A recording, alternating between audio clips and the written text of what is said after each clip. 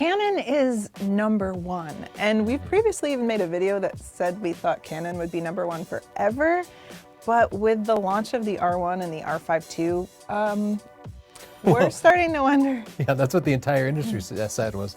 Yeah, also I'd like to point out, I got dressed first today, and so I didn't plan this, and I don't appreciate that Tony's wearing the same shirt as me. But yeah, we're dressing up like in 90s family photos. Everybody wearing just button-down white shirts. Yeah, it's weird.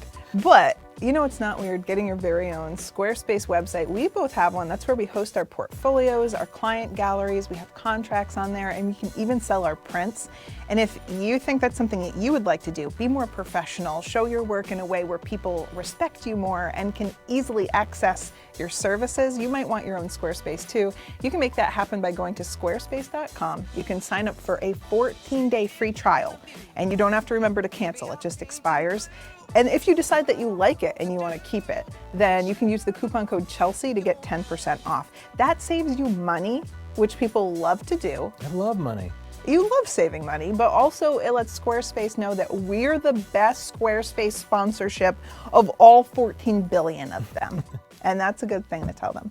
All right, let's get into what our prediction was about the R1, because we've been predicting it since I think 2019. Well, and that's a bad formula for a release, right? Highly anticipated, rumors that way outstate anything that would be possible, and then everybody let down when it finally happens. I would be, oh my gosh, I do not envy them. If I had to come out with anything that people were predicting for 4 years, I'd just cancel it. I'd just be like, we're not doing that anymore. Y'all ruined it. So let's talk about how we ruined it, because we had ideas that were pretty crazy. I think they came from Canon rumors, but they said the price was going to be $8,500. So that's good news. It's only $6,200, so much, much cheaper. But we also thought it would do 20 frames per second with 85 megapixels. And that's not crazy, because the biggest competitor is the Sony A1, at the time the Sony A1, and it does 30 frames per second at 50 megapixels. So that would be adding some megapixels while dropping the frames per second, and the math worked out. We also thought it'd be able to do like 21 megapixels at 40 frames per second. Also seems reasonable, like the Z8 and Z9 sort of shrink down the megapixels to increase the frames per second. And the rumors were saying it was going to have a global shutter. But we didn't think that. We thought it would have a Globel shutter named after Joseph Globel, which was an imaginary character. We're silly.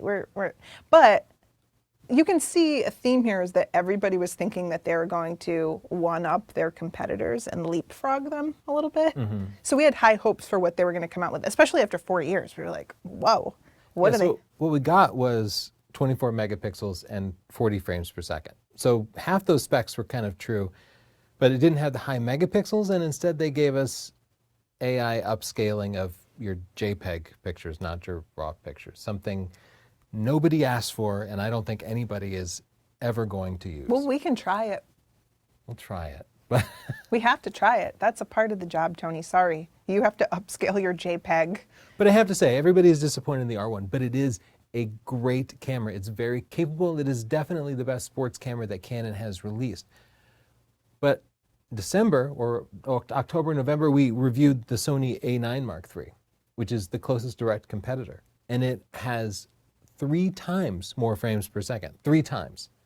And it has a global shutter, whereas the Canon, I think, has a shutter with a readout speed of 1/300th of a second, which is fast, but it was not a leapfrog. Well, in fact, it didn't even catch up to the Sony A9 Mark III, which was released about a full year before the R1 is actually going to ship. Yeah, I mean, in Canon's defense, the global shutter did not exist in a stills camera. Yeah, we kind of expect Canon to innovate, though. Like Sony innovated, they made something new. Canon did not innovate. They gave us mild evolutionary improvements. If you're wondering what a global shutter is, because we're just saying it like it's normal, but it's not normal. It has like instant readout speeds. I don't know how they did that. They did explain it. I just glazed over. So that's their flagship camera. I think it's the most important because the flagship pulls people into the system.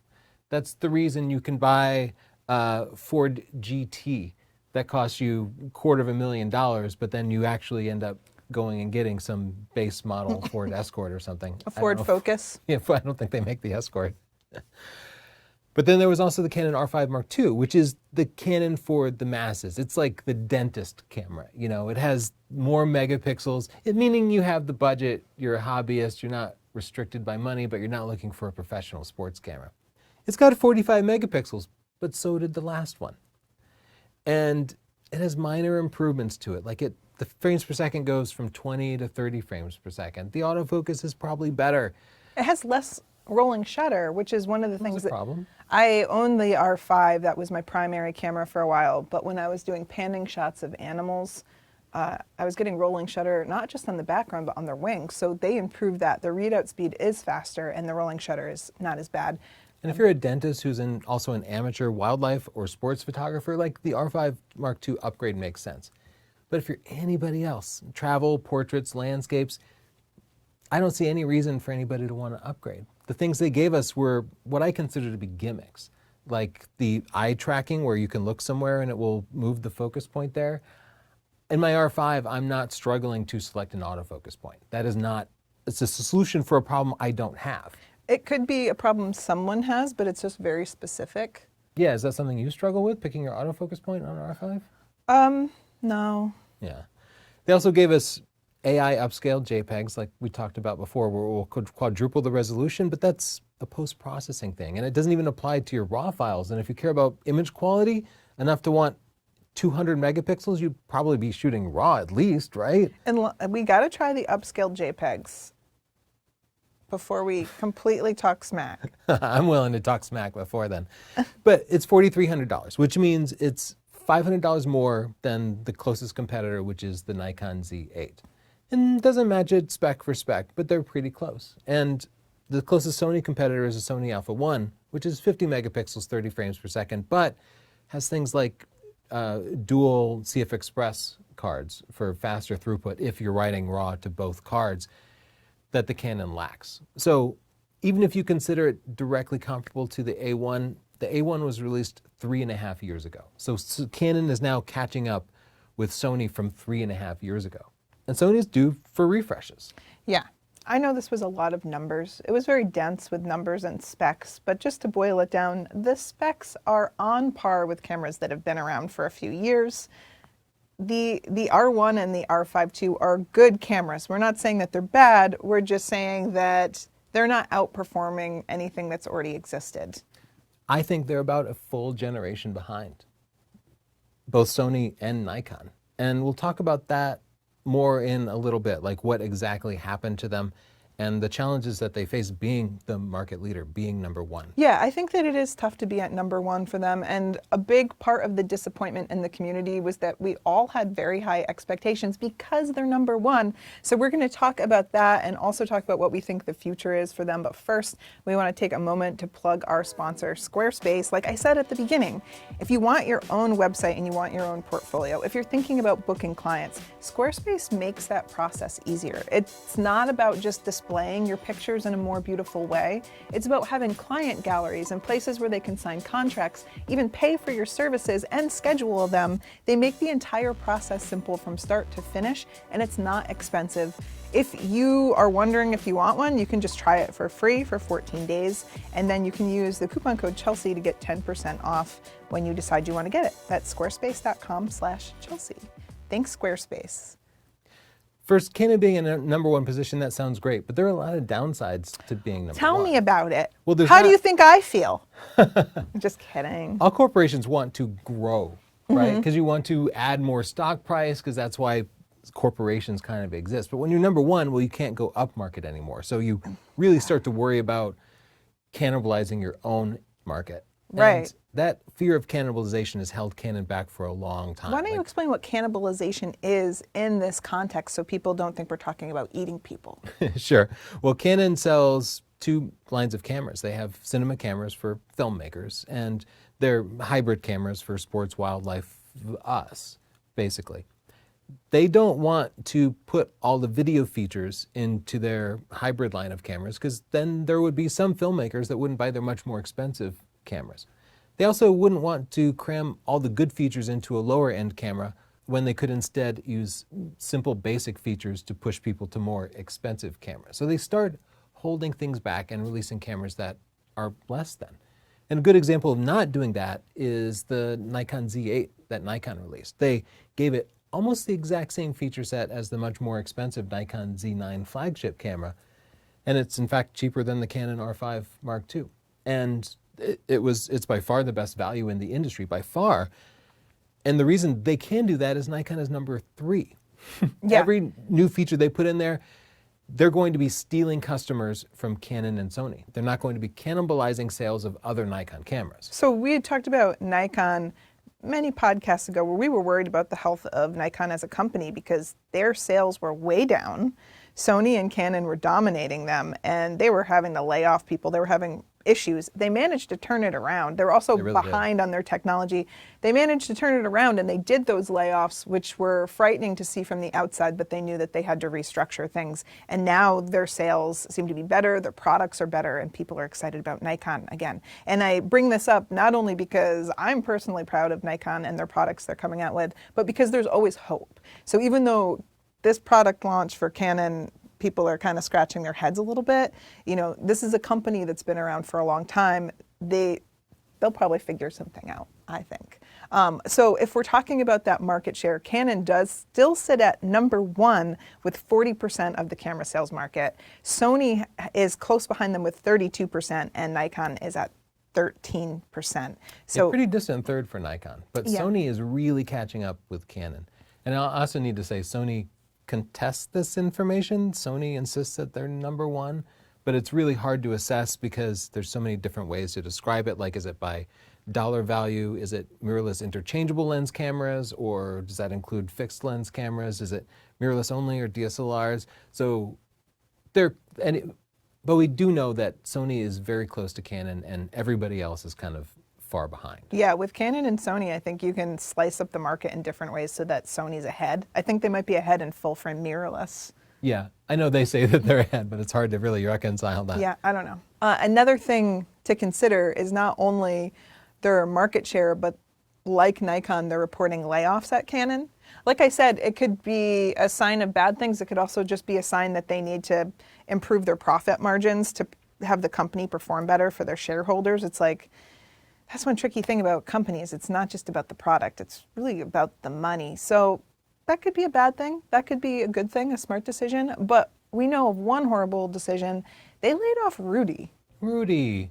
Now, if you don't know Rudy, he was on their YouTube channel. He was often teaching people. He was beloved by all, 100% of people. I met Rudy once. Me and too. my heart actually accelerated. He was like, oh, that's like that guy from TV. You know what I mean? That guy had been watching, I don't know, 20 years? So long I'd been watching Rudy introduce every new camera. And it's like, oh my God, it's Rudy. He's better than just a guy from TV. Rudy's the guy you want him to be your uncle and be at a picnic so you can go talk to Rudy. Yeah. So I'm going to have to just give a blanket harsh criticism to Canon that don't lay off Rudy. Go get him back. What are you doing? You probably can't.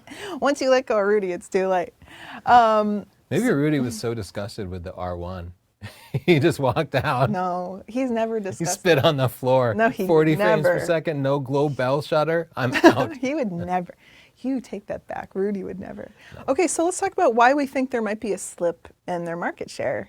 Well, I think they're behind in sensor technology specifically. And yet, you have to put this in the context of Sony Imaging, which produces a massive portion of all the sensors used every day. Little things like the cameras in self-driving cars, the iPhone sensors. They made iPhone camera sensors for the longest time. They have a huge business, and that means that they can invest much more. They far outclips the number of sensors that Canon makes.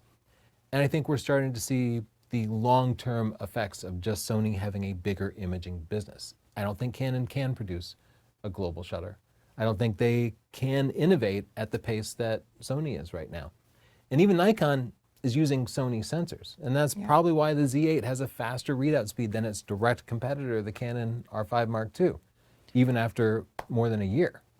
I'll also say I think it put a little ding in Canon's reputation that they limited third-party lenses because their lenses are very expensive. So when people realize that they can't go buy a Tamron or a Sigma of a similar lens to save money, you become locked into their structure, and some people won't like that. So they did introduce third-party lenses for APS-C, which is good. But most of us are using full frame, and that means when you're shopping, you have to buy Canon lenses. I also think it's relationships. Sony is very good at business to business stuff, and they have built close relationships with big news agencies, and now places like Reuters and the Associated Press are using Sony cameras when they used to use Canon cameras. Yeah, the Olympics as well. The Olympics were something that Canon has historically been proud of, that there have been mostly Canon cameras there, but we've seen this gradual shift towards Sony being there as well, and Sony's making a real effort to have a presence at the Olympics. So I bet we'll see more Sony cameras on the sidelines than we will Canon cameras in Paris in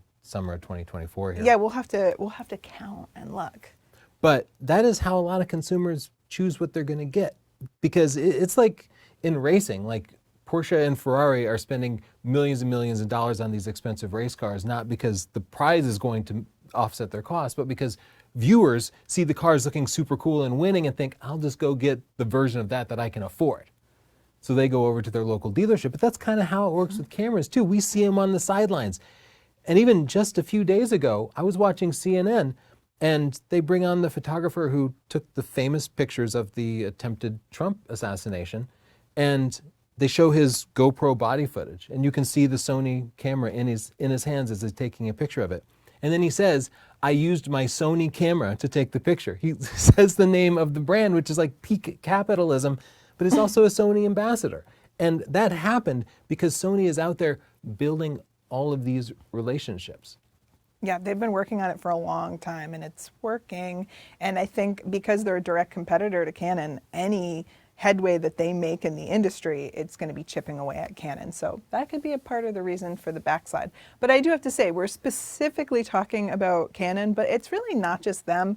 The entire camera market is shrinking, and that's been since smartphone cameras have gotten better. Yeah, it really peaked like 2014, yeah, a decade ago. Yeah, fewer people are buying the entry-level cameras that were making them money. So, you know, it's been a rough industry for every single camera brand. And we've seen some of them bow out or attempt to bow out.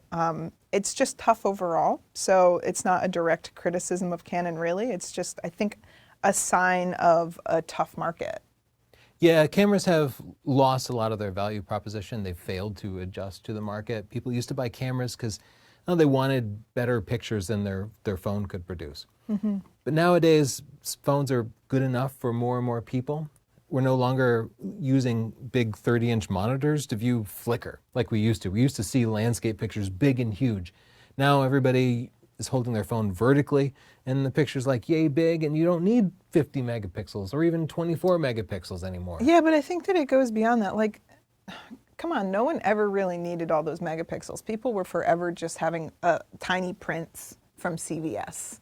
Yeah. So it was never really about that. I think the biggest disconnect that I see is that these traditional camera companies are still running in an old race that people are getting tired of. So we have more megapixels, more frames per second, but none of them are adapting to the fact that we all have a different workflow, especially professionals. Even people that were just traditionally taking wedding photos or something, they're now on social media doing marketing there, and they need video capabilities, and they need it to offload quickly, and they need things to be intuitive in a different way. And so they're still appealing to this old market when there's a whole other industry that's operating next to them, and they don't fully acknowledge it. We see that with like vertical video is still not catered to specifically with these brands. I just tested the smartphone app for all the major manufacturers, and they were all about 20 times slower than transferring from one iPhone to another. 20 times slower. So can you imagine being a creator who often needs to create multiple videos per day?